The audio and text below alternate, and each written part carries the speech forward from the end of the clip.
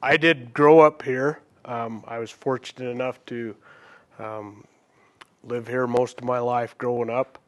Um, and all of my grandparents are from Wayne County and Boulder, so I'm related to pretty much everyone that's been here a while. And growing up as a kid in this area, I'm sure you guys are familiar with, the terrain and what natural beauty we have and how rich in wildlife it is. So I had an opportunity to see things at an early age and learn to observe and be aware of the raptors that were in the area, particularly, but also all the other wildlife. Um, my family was a ranching family, and we had a farm and raised sheep. So on my grandfather's ranch, there was a nesting pair of golden eagles, and I spent a lot of time watching them and keeping track of them. One of my favorite birds, and just learning those things from an early age, I think, helped really ingrain an awareness and an enthusiasm for the birds for me. Um, I was able to, what did I do with my clicker here? So I don't really remember not being interested in falconry. People always ask me, well, when did you get into birds? Um, so I don't remember. Actually, I had my first bird when I was 6, so I don't really remember not being interested in them.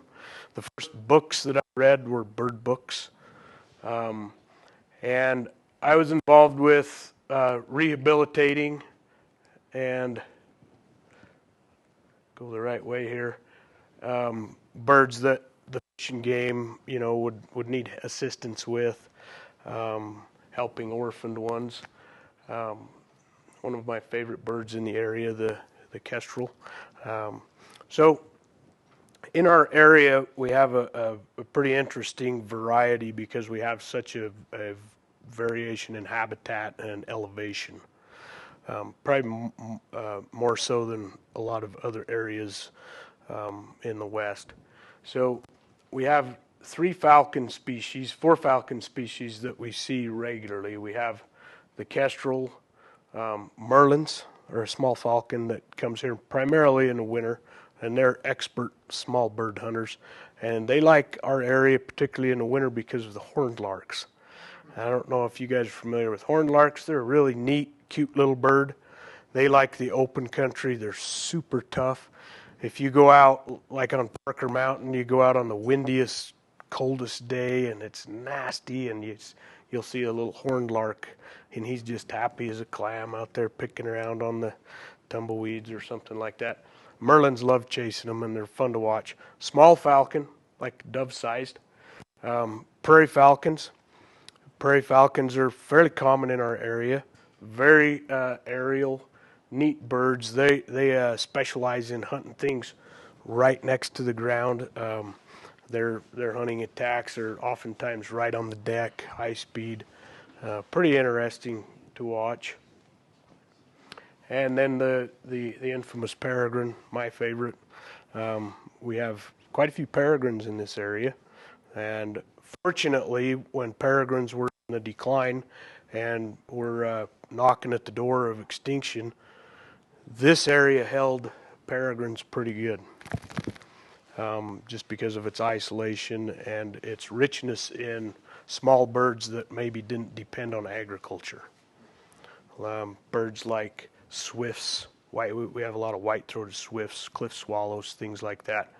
So peregrines are experts at catching birds, aerial. They're experts of the aerial pursuit. I'll just a little more later. And then we have the accipiter hawks, the forest hawks that live in the area. They specialize in hunting things under the canopy, in bushes, in the forest, in a variety of habitats, depending partly on the year, winter versus summer. This is a sharp-shinned hawk. They're a neat little teeny hawk, fairly common around here. They also are expert little bird hunters. And then we have the Cooper's hawk. Cooper's hawks are a little bigger, a little more common. And Up on the mountains in the older growth forest, we have the goshawk. Now this is a juvenile goshawk, and then as adults they're kind of a steely blue-gray. Goshawks are pretty amazing birds, and they like the older forest, the bigger heavy stuff like the ponderosas and the bigger older aspens, and they're expert under the canopy hunters. So I kind of wanted to give you a little bit of a natural history overview, and then because it kind of slides into falconry and how we utilize them. So I wanted to just have you be just a little bit familiar with some of the birds. I don't know, some of you are probably more familiar than others. We have a couple kinds of what are called buteo hawks in the area. They're the big, broad-winged, soaring type hawk. Probably the most well-known is the red-tailed hawk. The red-tailed hawk's a very capable, very versatile predator. They catch a variety of things, and they're fairly common in this area. One of the things that red-tails really like and they're really good at is catching snakes. So see a hawk packing a snake, it's usually a red-tail. And they'll be here year-round, but we also have some northern ones that will come in from Canada and Alaska. And they vary a lot in their plumage. You have some pretty interesting looking ones if you really look into red-tailed hawks and their variety. Really interesting birds. This is a little less known, but one of my favorite big hawks in our area is a ferruginous hawk. Now it's called the ferruginous hawk because of its color on the sides and on its flanks. That's derived from the Latin root ferrus, which is iron. So the iron hawk is what I like to call them. But they're bigger than a red tail. They specialize in catching ground quarry like prairie dogs, marmots, rabbits sometimes. But I've also seen them chase sage grouse and things like that. They live in kind of a specialized habitat, which is, it seems like they're in a little bit more of a decline right now. They don't really do well with habitat fragmentation, but they do well in Wayne County for the most part. They're a fairly common bird, particularly in the winter, but they are here year-round. Then we have the bald eagles. Now, when I was a kid in Wayne County, we always had wintering eagles. Bald eagles would come in the winter. We'd hardly ever see a bald eagle in the summer. And over the years, there's been a few bald eagles that have kind of set up resident, I've noticed. There was a pair that attempted to nest by Teasdale a few years back. I don't know if any of you remember that. And then there was a pair that was successful down kind of by Lower Bounds. And I like to fish, so being up on Boulder at the lakes, it's been kind of surprising. You'll see a bald eagle a lot of times while you're fishing. I think they go from lake to lake kind of checking for casualties, and then, but when I was a kid, you wouldn't see that in the summer. So they're doing really well. They're very adaptable, very intelligent birds. The golden eagle, they're an icon around here. Golden eagles are one of my favorite birds.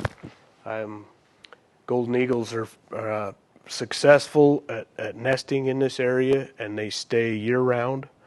They mate for life. We do have a wintering population that comes in and winters a lot up on the plateau. Birds that come clear from Alaska and Canada. But the pairs, goldens are a little bit unique, more so than the other raptors. Now, some of the other raptors, they'll kind of stay together, but golden eagles, a mated pair will often stay together all year, and they will hunt together. And so if you have a pair of golden eagles and they live a long time, so they're, if they've been a pair for 10 or 15 years, they're really deadly. And they're fun to watch chase anything. I've watched them chase cranes and swans. I've watched them chase pronghorn antelope successfully. I mean, they're amazing predators. They're really neat predators. Very strong, very adaptable. They'll eat carrion. That's not beneath them. They'll eat everything from a squirrel to a swan. They're smart, very adaptable. They're a little more athletic than the bald eagles. The balds and the goldens actually aren't that closely related. Most people don't know that, but they're in a whole different genus than a bald eagle. Really, really neat birds. So that's an eagle's foot. So these raptors are kind of famous for a couple things, being the aerial predators that they are, and then one of the more famous things is their eyesight. But while I'm on this one with their foot, how our hands work and how you hold a grip. Like if everybody takes their fist and makes a fist, if you were to just sit there squeezing that, your body's using oxygen to keep that grip. Because the way our tendons operate, our tendons are like an outer sheath with an inner, if you imagine like a cable, for better or worse. Raptors have ratcheted tendons. So when an eagle like that grabs a hold of something, their feet can actually lock. And it doesn't take a lot of effort sometimes for them to sit and hold on to something. If they're holding on to a fairly large quarry, something that's a handful, and it's giving them a tussle, they can just sit there. If you're ever to find an injured raptor, you want to remember that.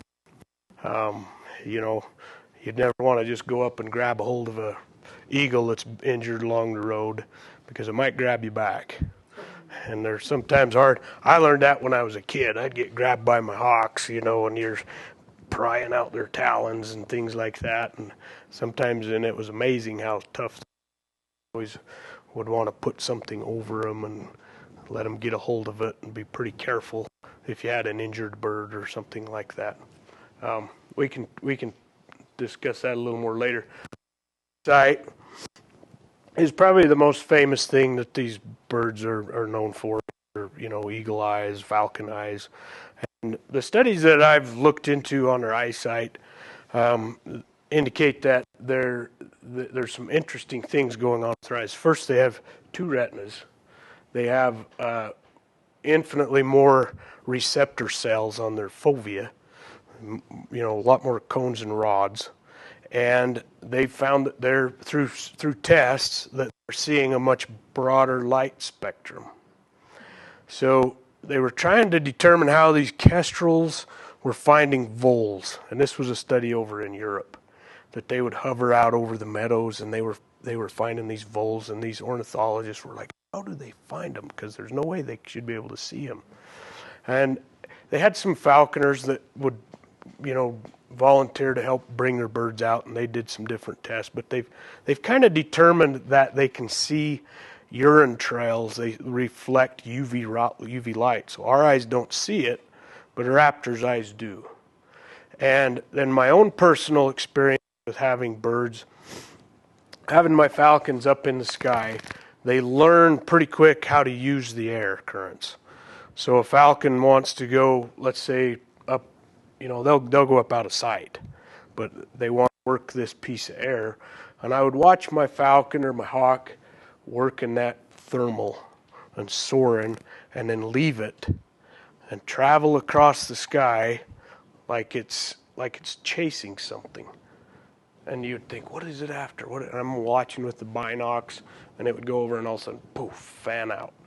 And just stretch the wings way out and fan the tail and gather up a thermal that just would take it way, way, way up really fast. And I'd see this, and I'm like, that bird sees that air. It's seeing it. So it's either, is it seeing the difference in temperature? Is it seeing dust in the air? You don't know. But if you picture the light spectrum like the keys on a piano, the human eye sees, C to G, and the eagle sees the whole keyboard. So the eagles and the raptors are seeing things that we just don't understand. And it's neat to think about it, but I don't know if we could ever take a wire and plug it in and know for sure. But they do have amazing eyesight. So as people throughout history have watched birds, particularly like the peregrine. And the peregrine is known for being able to intercept other birds. This is a juvenile peregrine. They look a little bit different than that adult. But they envisioned and dreamed, I think, about being able to utilize that. And it's debatable about how it all started. But falconry has been around for a long time. And they've taken these birds that we've been discussing, and that's the wrong thing there. And they have great personalities too. They're really individuals. They're amazing animals. So when I was a young lad and we started getting into falconry and I started studying it and learning more, I had the opportunity to meet this individual named Gerald Richards. And Gerald was I didn't know it when I was a kid, but he was a world-renowned falconer, a master falconer. Had done it his whole life. And I would go visit Gerald. Gerald lived up in Provo, and we became pretty good friends. And he taught me a lot about handling falcons, about the husbandry involved in keeping them nice, and about natural history. He was a studied ornithologist. Really amazing person. So I didn't learn all of this on my own. There's a lot of just, I think, somebody who wants to get into it, they have that intuition. But it's always good to have, people that can teach you along the way. And I was fortunate to meet Gerald. So as far as recorded history goes back, there's history and documentation and artwork and literature about falconry. From the days of the kings in medieval Europe, it became known as the sport of kings. There was emperors that lost battles because they were out flying birds. They were used. There was a certain number of gerfalcons that was considered a king's ransom, and it's documented that those things happened and were paid and things like that. Very interesting stuff. This text from King Frederick, I have a copy of it. It's very interesting. It's a little difficult read, but very interesting stuff. The shoguns and a lot of in the Orient they were big into falconry as well. More so with goshawks, falcons. They were experts at managing goshawks and teaching them to hunt for them. And there's a lot of rich history there. Now in Mongolia and Kazakhstan, these guys are famous for training eagles, and they have done for thousands of years. I've seen a photograph. I tried to find it for my presentation, but I couldn't find it. But I've seen it, a photograph of a petroglyph from Mongolia with a guy on a horse holding an eagle. So, it's been around for a long time. And refined, and these guys are really good at what they do. Pretty amazing stuff. These are the guys from Japan. I met the guy on the right, got to know him a little bit. And then, of course, in the Middle East, excuse me, you guys have to forgive me, I have a little bit of some allergies or something going on, so I'm sorry if I don't sound the greatest. But so in the Middle East, it's really ingrained in the culture over there, and it has been for thousands of years, not just centuries, like thousands of years people have done this. The Bedouins trained falcons to hunt, and they used them to catch their food, which they're very capable at doing. And so this individual, his name was Sheikh Zayed. Sheikh Zayed was the founder of the United Arab Emirates, and he was alive before the discovery of oil. He came from one of the Bedouin tribes. He was a remarkable man, really pioneered a lot of stuff, and an expert falconer. And he passed that along to his families, and it has remained popular over there today through all age groups. They now have things like races over there, falcon races. So I've been over there doing a bit of that, and I was fortunate enough to train falcons for some of these guys who had got captive bred falcons from North America because of their really good genetics, and I was able to do some things like that. I'll talk to you a little bit more about that after a few more slides. But the Air Force Academy, obviously, everybody probably knows they have their mascots of falcon. Most of the football games start with a flight demonstration with one of the falcons, has for years.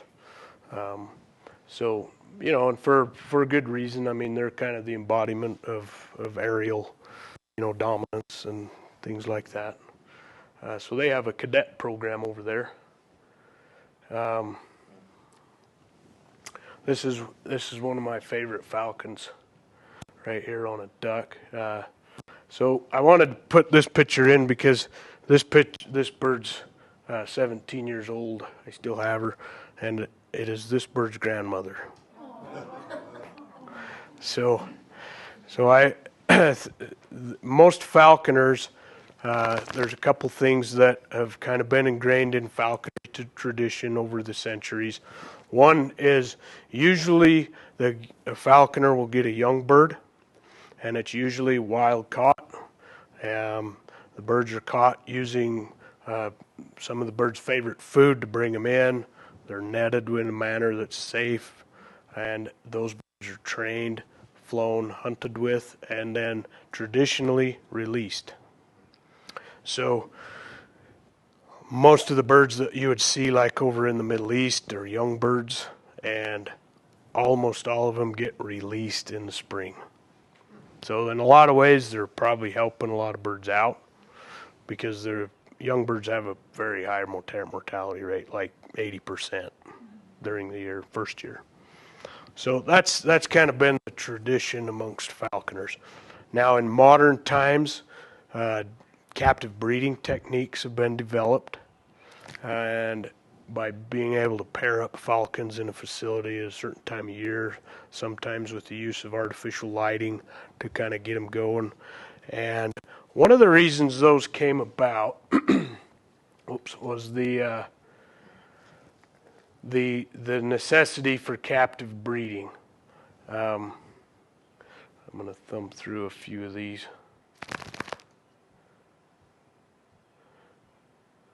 That's my son's goshawk. That's a falcon on a duck. An eagle.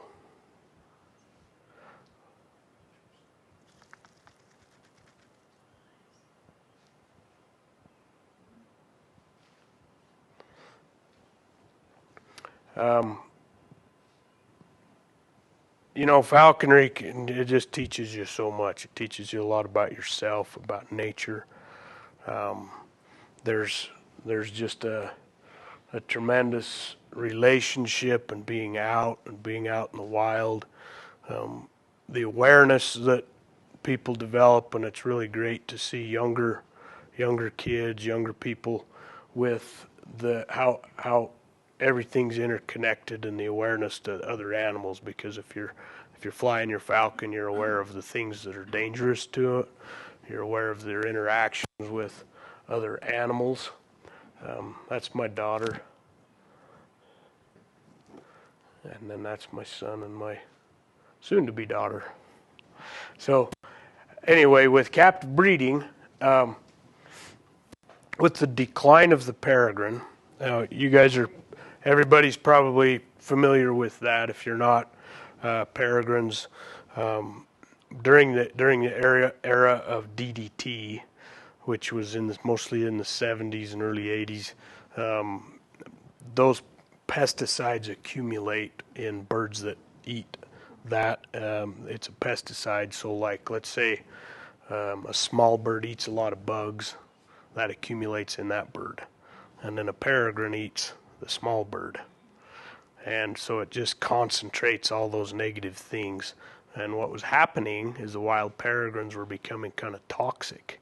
They couldn't develop eggs properly. The eggs that they were laying didn't have the shell on them. They were just really declining fast. So falconers worldwide, with their interest in falconry and having birds in possession, were breeding peregrines. And some of the peregrines that I raised were used as release in Black Hills area. When I was raising bird was a little bit towards the end of that reintroduction effort. The bird's mother, that older bird I showed you, was from this area. So you had really good, genetics that hadn't been muddled with any other type of bird or anything. Pretty fun. It's neat to do. And then the other great thing about captive breeding is it provides a lot of birds for falconry in modern day. So, person doesn't have to go catch a wild bird, go through the permitting process. You still have to have permits to have all these. I guess I should probably have opened with that. Everything's legal. I have a ton of permits. And falconers usually end up helping the Fish and Wildlife and the Division of Wildlife Resources a lot, and mostly in rehabilitating birds and things like that, but also in just helping find nesting birds, things like that. So we have pretty good relationships with them.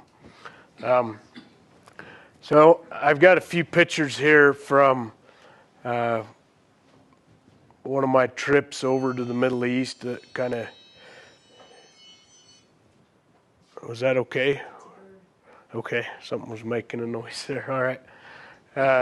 This is in Al Ain, which is in the Emirates up north. Beautiful, beautiful country.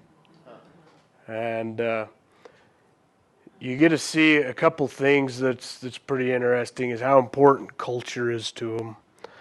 They take the time to take these traditions that are old, with learning falconry, with teaching their kids, going out into the desert with the falcons to pursue quarry and camp, riding camels. A lot of these guys are hunting off of camels. Very same thing that's been happening for centuries over there. And it's pretty interesting the amount of care and attention that they give, how much they cared about their bird and how important that was, and the meticulous attention to detail with all of the equipment. And then the other thing that was real noticeable and something that I really appreciated was most of these guys had a kid with them, or, in several generations you'd have grandpa and their sons, and then some little feller that was there, even just if it was for a couple days, and handling the birds and doing things like that. So over there they mostly hunt a big desert bird that we don't have anything really similar here to compare it to. Maybe a sage grouse, but it's not related to a sage grouse. But they'd look for tracks out in the desert, and when they'd find certain tracks of this bird called a hubara, they would trail them, and they would know what direction, how the bird by the time of day, how fresh the tracks were. And the birds were very cryptic camouflage. They were pretty hard to find. So we covered a lot of miles, and then when we did find them, we chased, the falcons were unhooded, and they pursued them out across the desert. This bird right here was actually lost by some guys that were a couple miles away, but that bird knew him and came to him. He knew who he was. Pretty interesting. And so we carried that bird on the camels for part of the day, and then when we got to our other guys, we gave him, and apparently this guy had trained the bird. So that falcon was real familiar with it. So that's the hubara. And then that's a gyrfalcon that's pursuing it. Now, gyrfalcon native to the Middle East. They're more of an Arctic type bird, but they're big and really powerful. And these guys like to they're captive bred birds that they train to hunt them. But this is just another example of doing falconry, how it gets you. That's a younger me on the left there. How it gets you out into the natural world, and how it raises your awareness of everything. Because when you're out there, you see the ungulates in the area. You see you're familiar with the different rodents, everything. That's one of the falcons that caught one there at the end of a pursuit. More often than not, now people don't understand this. It's not like hunting with a shotgun. More often than not, they're unsuccessful. I mean, if you talk to like my brothers that, had gone out with me hunting ducks with the falcons, they'd be like, yeah, your bird hardly ever catches them, But it's really fun to watch, right? It's fun to watch. They chase them, and then a lot of times we call the falcon back afterwards. We still reward them, feed them good. And they had fun, But there are those instances where they're fairly successful, and we're not worried about starving to death if the bird doesn't eat something or catch something. So we're I'm kind of laid back about it. Some guys are a little more into that aspect of it, but I like watching the birds. I like watching their abilities. This is a princess of Saudi Arabia. One of the princesses is Princess Rima. That's my falcon, and they presented her with one piece of my art at the World Trade Center a few years back. That was done in gold and silver. I did that. Yeah, that's one of mine. This one on the easel I did when you guys get a minute to check it out.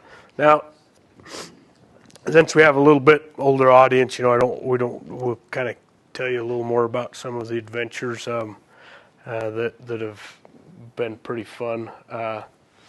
So the next little bit I want to tell you about is probably one of the coolest things that I've done with the birds, and it's something that will always be special to me. So I have a friend who's a really good skydiver, wingsuit guy. Good guy. And he's also a professional parrot trainer. He's really good with the citizens. He's trained parrots for David Copperfield, the guy's really good, really well known. And we got to be pretty good friends through bird stuff. And he calls me one day, just out of the blue, and he says, "Hey, do you think you could train one of your falcons to skydive with us?" And I was like, put that in context. What are we doing? So he wanted to get some photographs of the falcon while it was in the stoop, up close and personal on a grand scale. And it was a great idea. I mean, he's the kind of guy that's just like, yeah, we're going to do this. And so I said, all right, let me start thinking about it. We're going to start training a bird for it. So this particular falcon, this was a falcon I had named Scarlet. Really athletic, really capable falcon, and she was bomb-proof. Like, crowds didn't bother her. You could have her, she would eat in the truck while you're driving. I mean, this bird's pretty close to that, but she was really a workable type bird, and also an athlete. A really amazing bird. Now, these birds are birds that fly thousands of feet, and they go fast, and they do stuff. So he had arranged for a high altitude air balloon, and we were going up. This was down south of Phoenix a ways, Casa Grande area, and this balloon was going up 12,000 feet. Most days we did this several times, kind of getting it down. So it would start a really early morning, and this balloon pilot was trained really well. He's since not with us anymore, but anyway, so really neat guy. He was from South Africa, and we'd get up really high, and it was dead calm and quiet up there. You're kind of going with any breeze, and then my buddies would jump in their wingsuits, and I would unhood the Falcon, and they had the most sophisticated cameras on their helmets, and I mean everywhere. So, and the Falcon would. The initial plan was that the Falcon would just chase, go with them. Took a couple tries, but so if you can imagine, I keep going the wrong way on that. Floating above the desert floor that high, and the scale that it was on, was pretty amazing.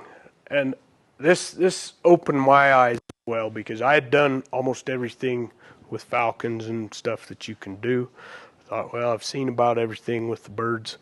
And this was really amazing because it was on such a grand scale. Watching a falcon actually go that fast and go away from you.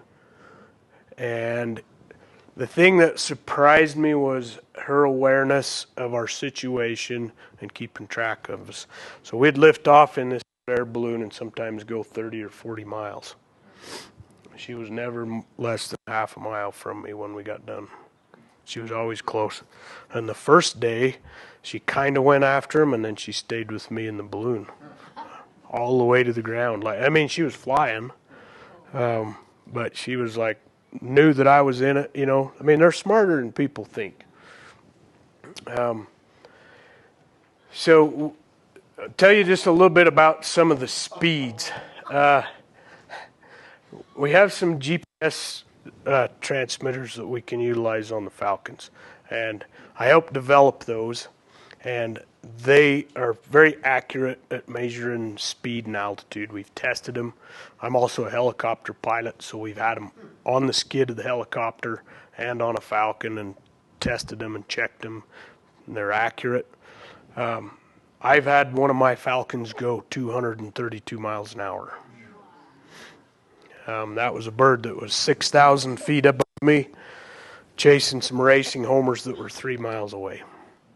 So they go fast. It was interesting. The guys in the wingsuits, they couldn't go faster than 150 miles an hour-ish. That's about as fast as they could go. So they would jump, and then my Falcon would go, and I would watch on the instruments, and the Falcon would catch up to them really quick. She would go a little over 200 and then slow down. And she would slow down to match their speed and kind of chase them. It was pretty interesting to see that. And they're falling for thousands of feet. And one of the things that was really great about this and really interesting, I think, was just seeing that and what's possible and the scale that we're seeing it on. The vision of trying that, and then of course some just unbelievably cool pictures, right? Every night when we got back, we'd look at pictures, and you're just wow, and every day it just got better and better and better. So unfortunately, that balloon pilot isn't with us anymore. But really amazing pictures.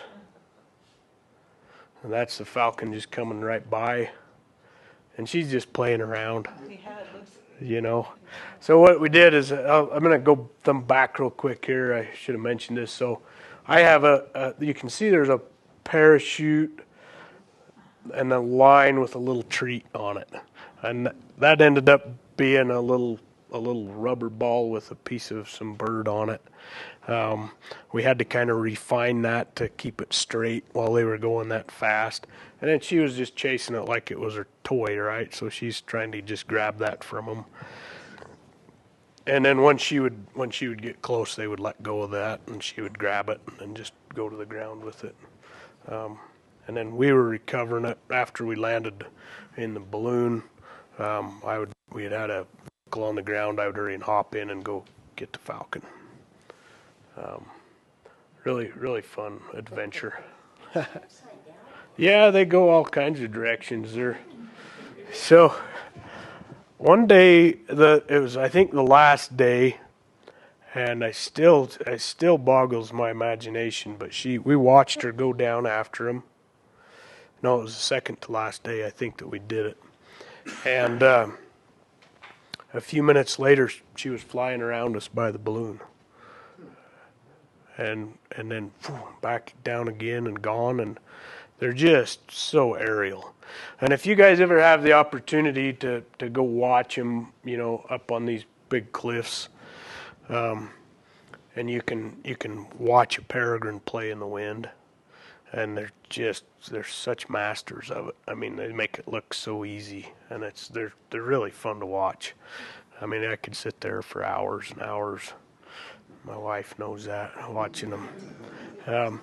We have a little bird around here. I don't know if you guys are familiar with any of the little birds. We have a little bird called a white-throated swift, Aeronauticus saxatilis. It's one of my favorite little birds, and they are just like little blades in the sky. And you'll see them sometimes over Torrey, but you'll see them up in the canyons, and they eat bugs, similar to a swallow, a little bigger, aerial, and they cut around and zing around the cliffs. And once in a while, a peregrine will chase those and come through them. And if you ever are lucky enough to see that, it's like you're just, wow, it's like one of the coolest things in nature you could see. And they'll actually catch them. And you think, how in the world do they catch those?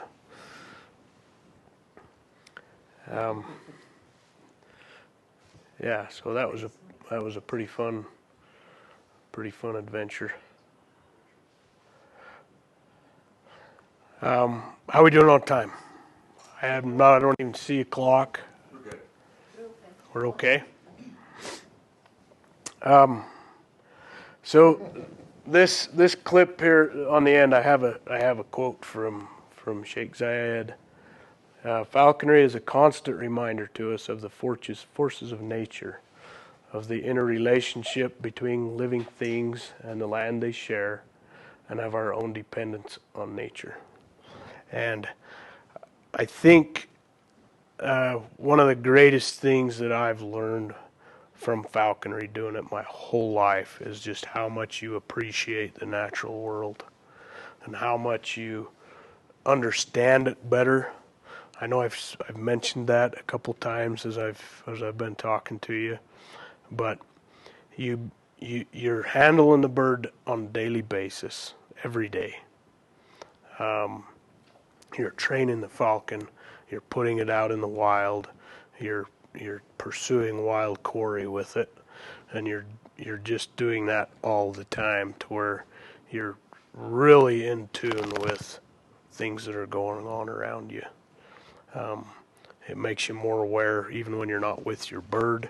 I can't tell you how many times, there's been hundreds of times, that I've come through Torrey, and you see a merlin go streaking along the top of the cottonwoods, after some birds out across the town. Or I often will see an adult peregrine down by the pastures on the east side of town. They like to hunt those pastures.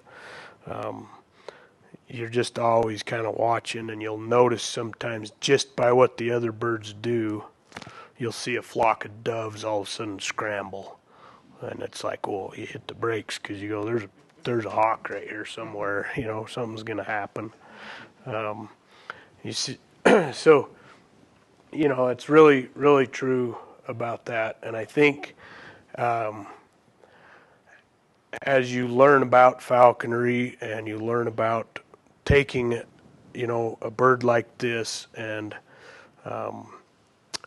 unleashing the potential that they have to be themselves, to show you their talent, to not restrain them from being a falcon, but let them go be a falcon, and then you are participating in that, has also helped me a lot with like family and kids and things like that, because a lot of the same principles, you see you see a kid and you think, look at all the potential. They don't know what they can do, and being able to kind of help facilitate that and help them learn who they are and develop and things like that.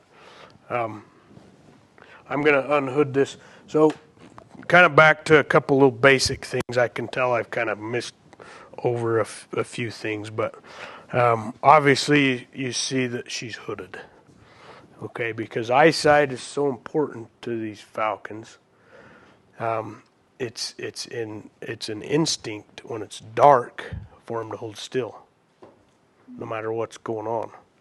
Because if you think in the wild, if a hawk's up in one of these big cotton trees at night, and something startles it and it flies off into the dark, that's really dangerous, right? I mean, we have raccoons and bobcats and great horned owls. Great horned owls eat a lot of young raptors, by the way. Most people don't know that, but they're quite the predators. So a falcon, when it's hooded, its instinct is to go, I just need to deal with this. And guys learned that thousands of years. This isn't anything I've invented. I'm sure if any of you have looked up falconry stuff, you've seen falcons with a hood. So this peregrine, this is a female peregrine, and her name is Opal. And this is a bird that's from my genetics, but this hood kind of works good, for when she's riding in the truck and talking to crowds and in front of lights. Now, she might get a little nervous just because she's not used to stage lights, but they have such a neat look in their eyes, and they're such neat animals. Sometimes it's, people don't always get the opportunity to stare one in the face. And when we get finished here with the presentation, everybody can kind of take a little bit closer look before we're all the way done. We're all the way finished. So obviously, when we go fly the falcons, these are off, right? This is just, that's kind of understood. This is just kind of for transporting the birds, doing things with them. And then we also take the gear off of the bird, so the leash and things go off free. And once in a while, a bird will leave you, but most of the time, if you've treated them well and you've trained them well, they're pretty good. Now, that's a question I'm sure I'll get, so I'll answer it. That's my most common question: is how do you get them to come back? Okay. When you take your dog out in the hills, why doesn't your dog just run off and leave? How do you get your dog back? Well, you have a relationship with it, right? The dog knows you. It knows, hey, that's my guy. We're out here going for a walk. Same thing with a bird. The bird, you obviously don't take a fresh, untrained bird and then go expect him to come back. But you start small steps, small flights, and the bird trusts you and has learned, hey, this is my guy. He treats me good. He feeds me. They learn through a systems of positive reinforcement for things that it's always a good thing to come back. They like their treats. Most of them really like to eat, and they just think, hey, this guy's all right, Now, if you weren't treating them properly, you're being inconsiderate of the bird. Obviously, the bird could go, hey, I'm out of here. So most of that stuff you learn in the early years of, kind of how you relate to them, and then you don't have too many problems that way. But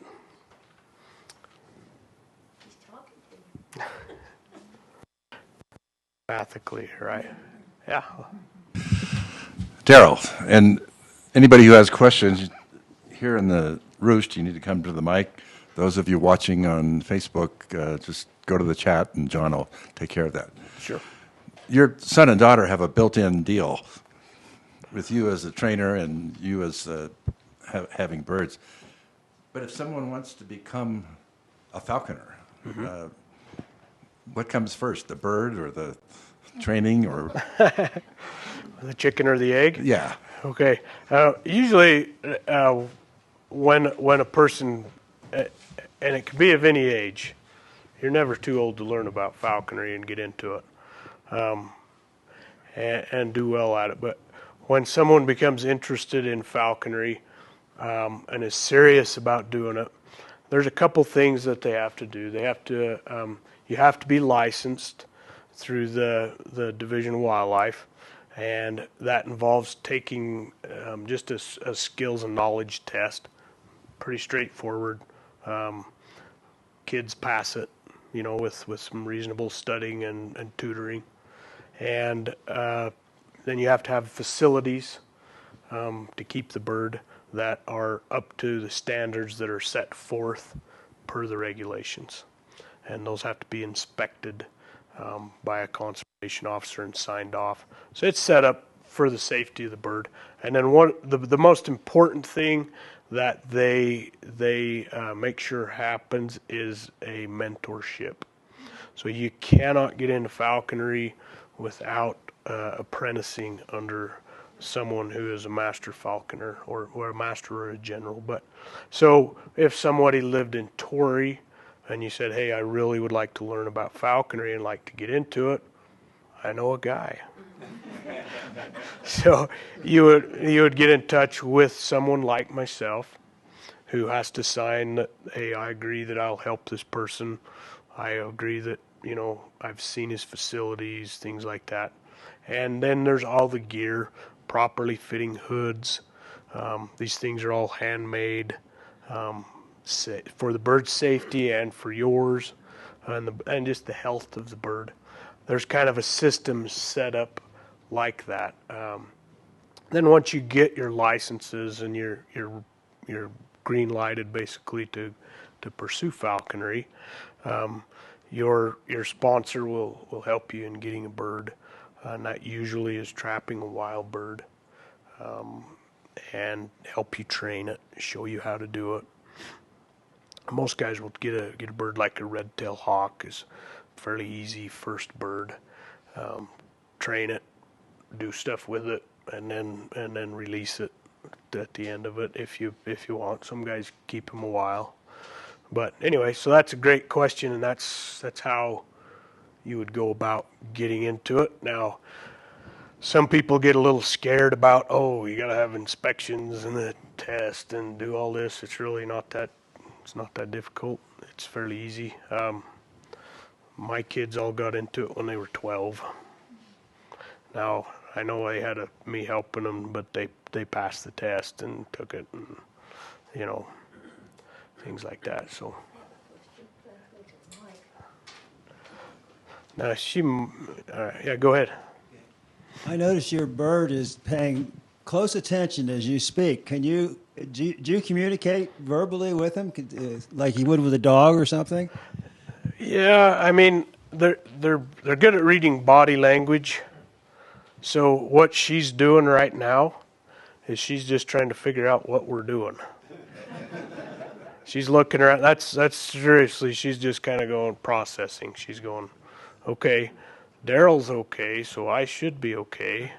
But people are moving around in the background, So she's just kind of processing. She's looking at me to kind of see what my demeanor's about, Now when I'm out flying the bird, when I get her out of the truck and the wind's blowing, and she knows we're doing something, she's amped up. Like she starts spreading her wings and pumping her wings, and she wants to go, and as soon as the hood comes off, she's gone.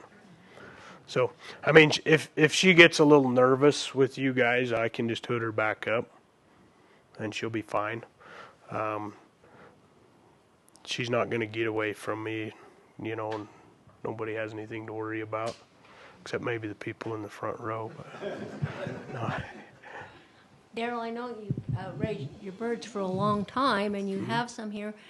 Do people come and want to buy them from you? I mean, you can't have 20 pets. You can't sell wild birds. Okay, that's what I wanted to know. But captive bred ones, you can. There's not a real big market for it because it usually costs so much to raise them and what you put into it. It's mostly just a hobby. there are birds that get sold, over to the Middle East that through a permitting process.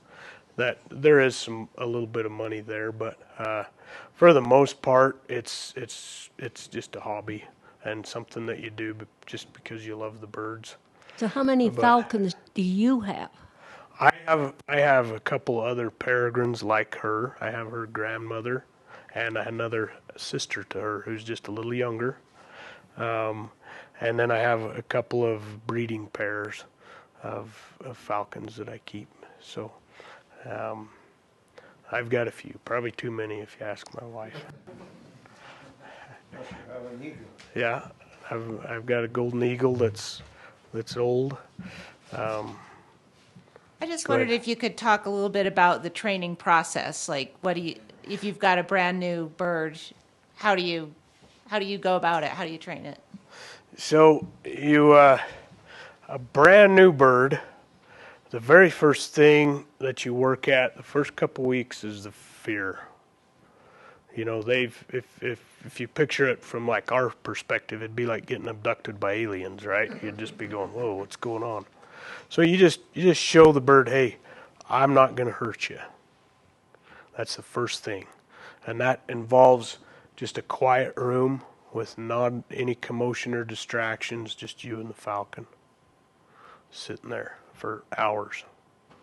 And pretty soon the falcon just starts to go, all right, this guy, he's not going to hurt me. I don't need to worry about that. And so once you kind of get past that, and then you start giving them a little treat, and they learn, hey, this guy, not only is he not going to hurt me, but he's feeding me. And pretty soon they're going, this is all right. And then you start teaching the bird to be picked up, with a treat. And so I train them with a lure, which is a little leather thing on a line that they can, and they really like that. They have fun with that. And so it's just step by step. Basically, you're getting the bird to where it doesn't have fear of you, and it's a positive, always a positive interaction. If something scares the bird right out of the first few days, sometimes it sets you back. So you got to be kind of careful getting going. And then as you get to where you're going to fly the bird, we'll do a couple short flights, just like on a zip line thing. And then it's pretty much you go out one day and you're just like, all right, hope she comes back. And they do. Yeah, you'll have a young bird take off and make a couple circles, and then they come back, and you're just, after you've done that, a handful of times, then you just start building on it, bigger flights, longer flights, and then you introduce some things the bird can chase. And yeah, good question. Can you ever just leave them loose in your house, just to enjoy them, like you would some other pet? Watching football or something like that. So I bring them in to watch movies once in a while. They do kind of like hanging out. They'll sit and just preen. But as far as like just loose in the house, no, not so much. You wouldn't want them to get startled and run into a wall or a window. A little different than like a parrot or something like that. But over the years, I've had the different perch arrangements that I've made in my living room, and then have the bird in there while we're, having dinner or something, and it's just kind of hanging out. And that works well with getting a new bird, not brand new, but getting kind of a newer bird used to people, to where they're going, all right, things are okay. So you do have things like this to always be aware of. So if you want to stay happily married, you got to be pretty careful about. My wife could tell you some stories, I'm sure. Yeah. You spoke about them mating for life. How do they find each other, and how do they, do they have some kind of process where they, courting process or whatever? They do. Yeah, you have a courtship where, I've seen them where they've they've met, I guess, a new partner, a young pair, and they do a lot of really aerial displays, undulations, what we call roller coasters. You know, they fly up and stall and kind of roll back and do things, and that is just kind of them showing off their aerial abilities and how fit they are. And then they'll do the similar things to a nesting area. Now, peregrines and most of the other raptors, they won't stay together all year long necessarily. And so you'll have kind of a reunion in the spring where they do courtship. So like the falcons that I like to go watch, it's fun to catch them in the spring day with some wind on the cliff because they'll put on quite a show. You know, the male's showing off for the female, and it kind of cements that bond to the nesting site as well. You know, the area along the cliffs, they're showing off. They race right along the cliff top speed, and then they pitch up and they swing around and they do barrel rolls and both male and female. And then the peregrines will hunt together a little more than some of the other raptors as well. You see a male and a female peregrine a lot of times hunting together. The eagles, you know, I've watched pairs of eagles do things that, you know, I've had a hard time figuring out how they did it. Coordinating attacks from different angles miles away and showing up right at the same time. It's real common for one eagle to come in and like, let's say there's a little covey of birds or a group of grouse come in and flare up and act as either a flushing or a distraction, and all eyes are on it, and its mate comes from another direction and just boom, grabs one. And I've seen that several times, and some of the times you're like, man, that one was coming from another direction. How did they, you know, from miles away, you know, it wasn't verbal, right? So it was kind of a this thing, which says a lot, you know, about their intelligence and what's going on, right? And not only did they communicate, hey, this is what we're going to do, they time it perfectly. And I've seen so much of that you're just like, wow, those guys, they're unbelievable. I've seen peregrines do the same thing. Peregrines come in real low, you know, over a like a pasture that's been flooded, and one of them will come in and do this flushing wing beat, almost mimicking like a harrier, and scatter birds.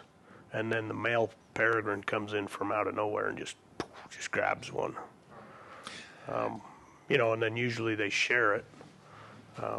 They share the meal. I watched 4 eagles taking a full-grown antelope one time like that.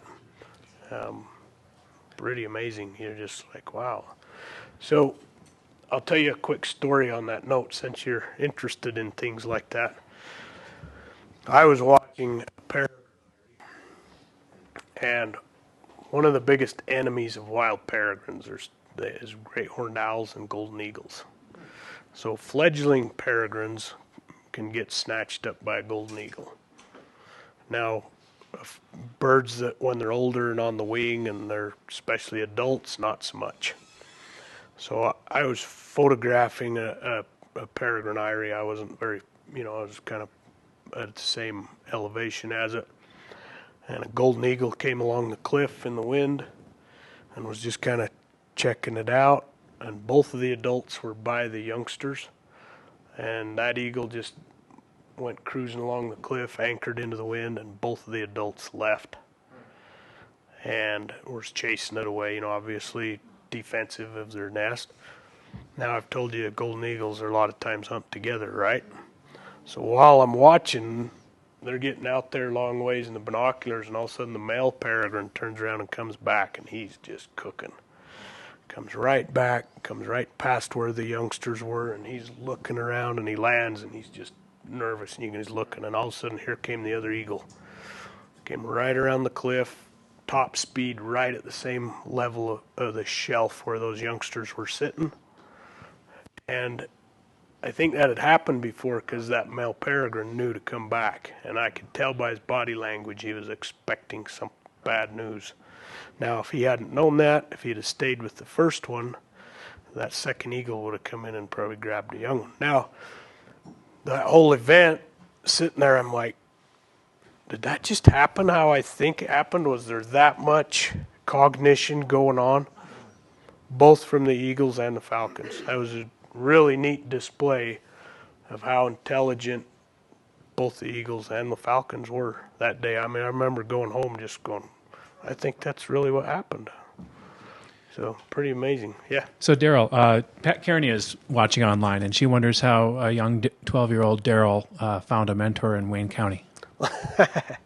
So the my dad was a science teacher, and my mentor was he would go around and give lectures to colleges and schools and high schools about raptors and falconry. So he had got a flyer from this guy, and one day just thought, when we were up in that neighborhood, he thought, let's stop and just see if this guy's home. So it was through that I was knocked on his door one day and just, hey, can I see your birds, you know?